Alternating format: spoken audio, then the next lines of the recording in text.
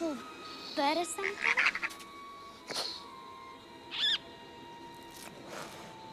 Are you hungry? Take a bite. It's roast beef. It's good. Come on, I won't hurt you. Mommy! Daddy, you've got to come see this! I found something!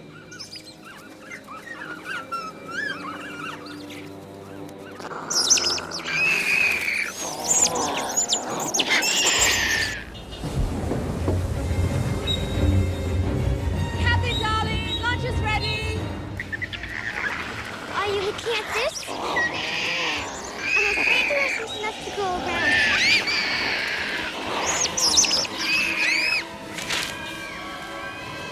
Paul?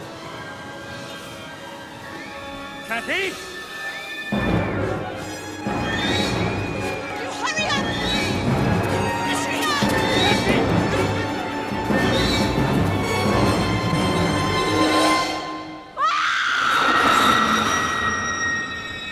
First things first, we gotta talk about the match cut. Why did he do the match cut? They just thought it was funny. You ever see Lawrence of Arabia? Same thing. You know what a turtle is? Same thing. Same exact thing. No qualitative difference. Yeah, so despite being steeped in his usual formalist precision and classical reference points, They awkwardly called it The Lost World to pay tribute to the 1925 Harry Hoyt movie, one of the great early dinosaur films. by hearkening back to earlier movies, Spielberg has done himself no favors by reminding us why we come to the movies for dinosaurs in the first place. We come to this place to think brontosaurus are real, and I'm friends with them. We're great friends. Because here, They are.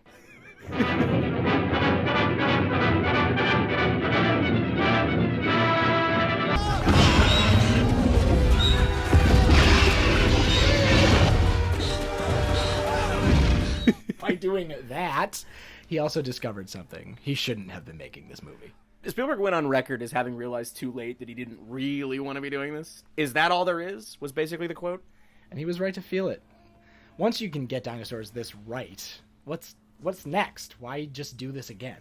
And so for every great shot of a dinosaur looking as real as possible, Even more real in some cases than in the first film, thanks to new cinematographers Janusz Kaminski's grain and shadows, both missing from the original. there is a howling question beneath these images. Why?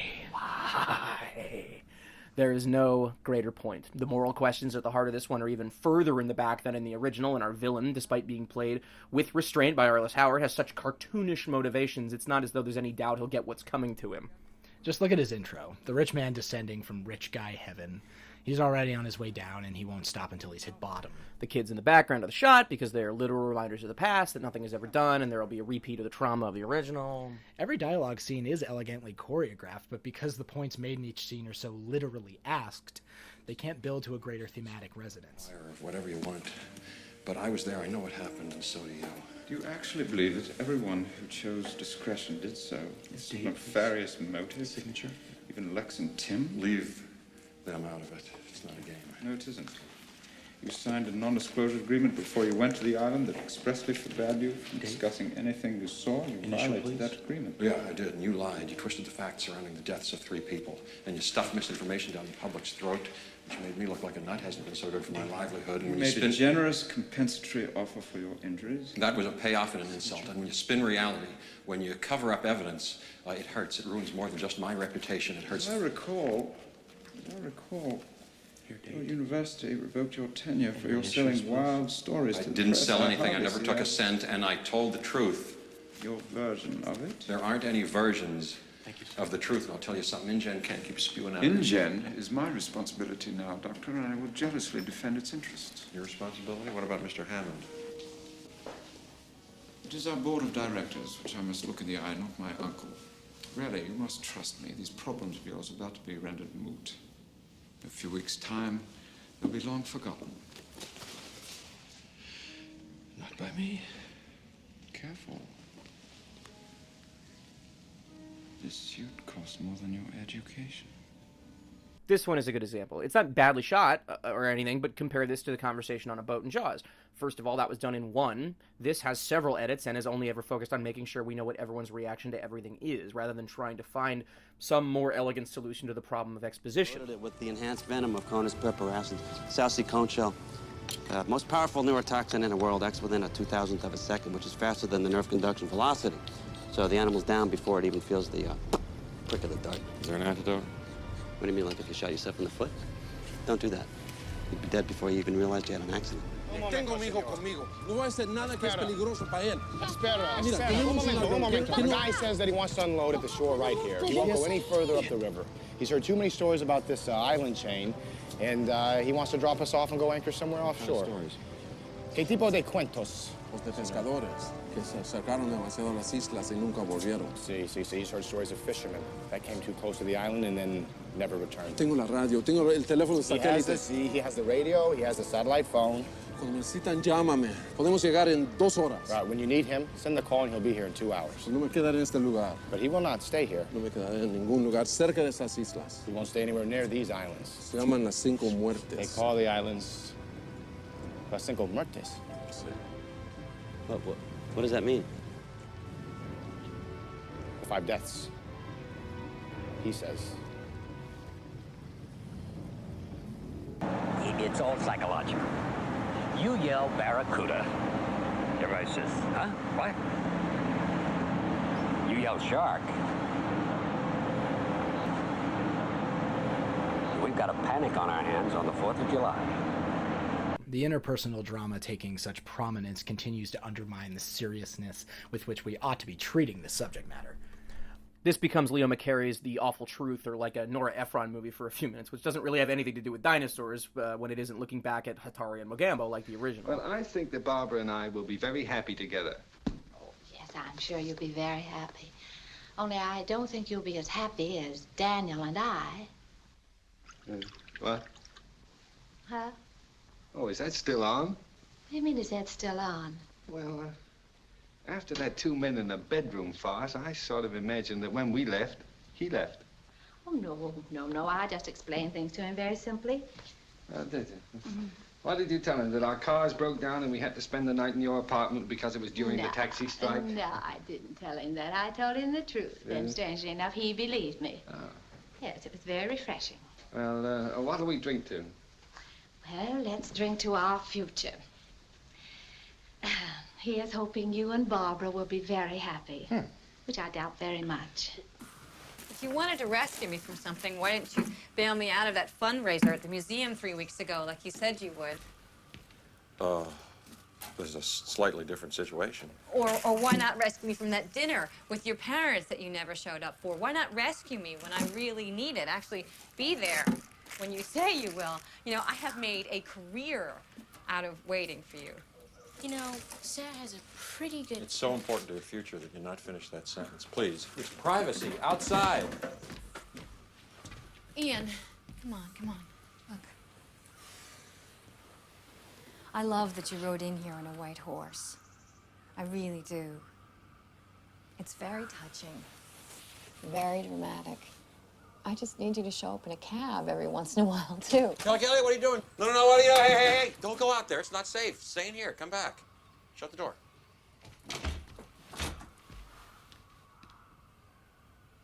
Okay.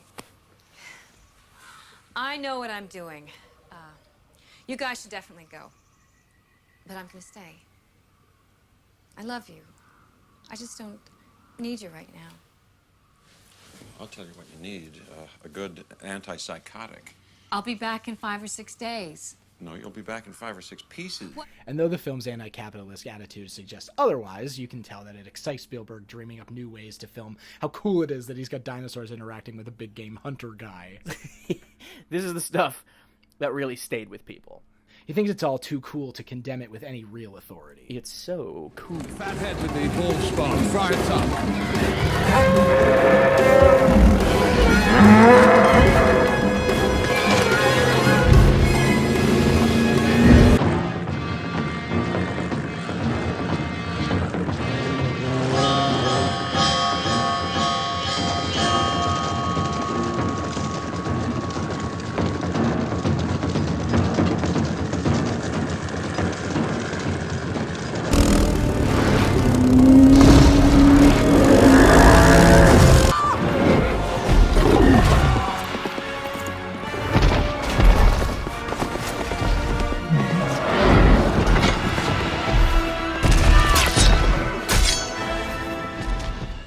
a very cavalier movie, jogging between death and destruction, blowing opportunities left and right, as when he introduces the Tyrannosaurus footprint twice in a minute.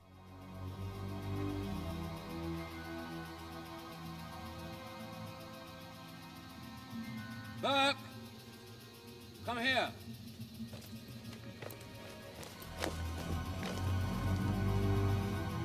You recognize this trackway? Yes, I do. Tyrannosaur.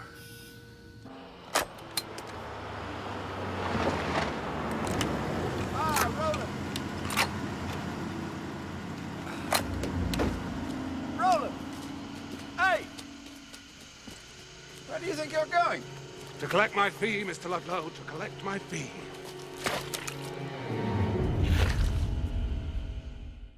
Or this shot of day for night coming in the middle of a sequence set on a rainy evening.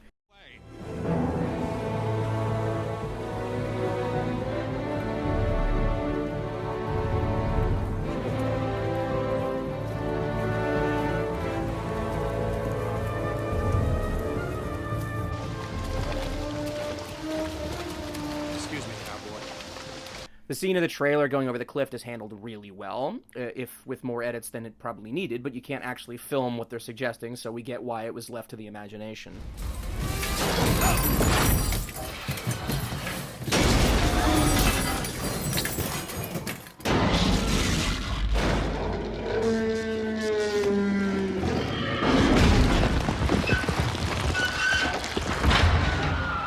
They're pushing us over the cliff.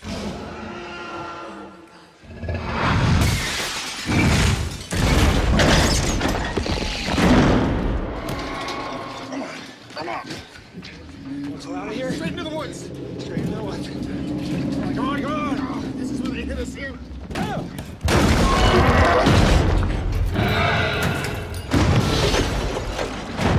Hang on to something! Hang on to something!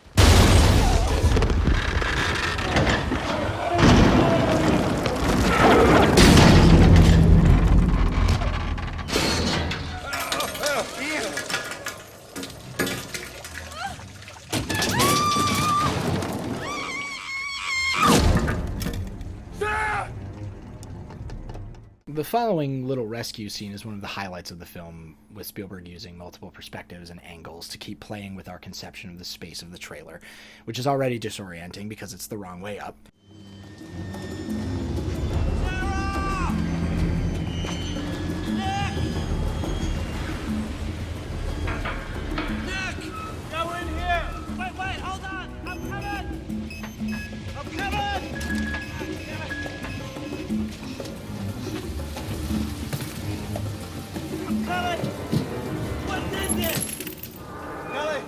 What'd you do with Kelly? She's okay. She's in the high. Who's hurt? What do you need? We need rope. Rope? What? Anything else? Yeah. 3 double cheeseburgers with everything. No onions on mine. I don't know. We'll turn it over. This shot establishing the precarious setting is wonderful, exactly what the movie needed more of, and exactly what Spielberg is so good at thinking through. And the ingenuity of getting the camera so deep into the space without a cut is dazzling.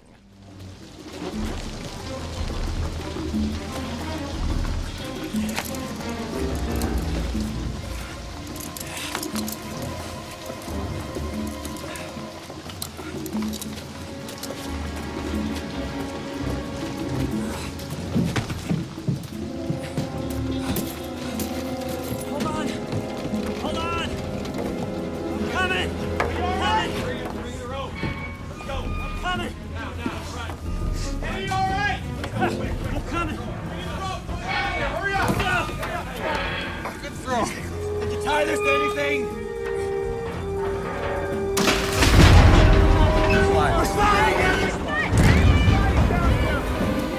This sequence is also nicely handled, letting the movie become a proper horror movie for a few minutes.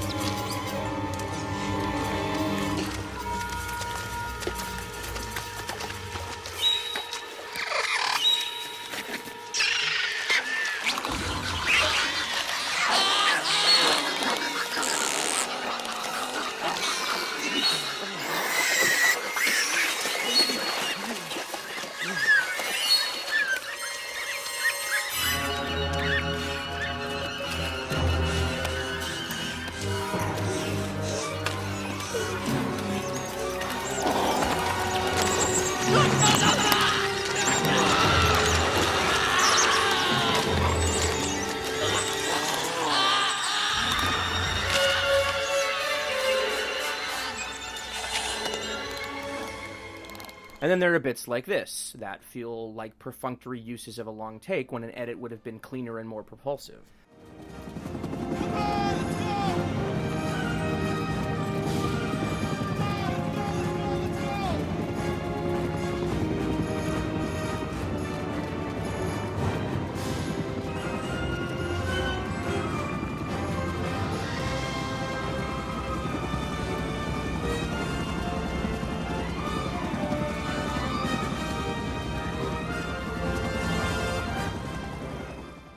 Sometimes we feel like the movie should really just have started with the Tyrannosaur coming back to San Diego and running amok in the suburbs, the kind of film, incidentally, that we still don't have. It was just crazy to me. We have, what, 75 of these fucking Jurassic World movies? Now there's a volcano, and now they're at Six Flags. Oh, no, it's bad. Now they're in Italy. Oh, no, they got a whole game preserved. Don't worry. Don't think. The Velociraptors Just give us your rowing money. The boat. They're rowing the boat. The sequence opens with this great tracking shot through the immigration offices and finally shows you this, the kind of wonderful, impossible sight only Spielberg gives us. Even in a film like this, from a book no one liked, clearly a movie demanded by receipts instead of interest, as close to a cash grab as Spielberg was capable of, it still finds ways to amaze us, to make waves, to change things.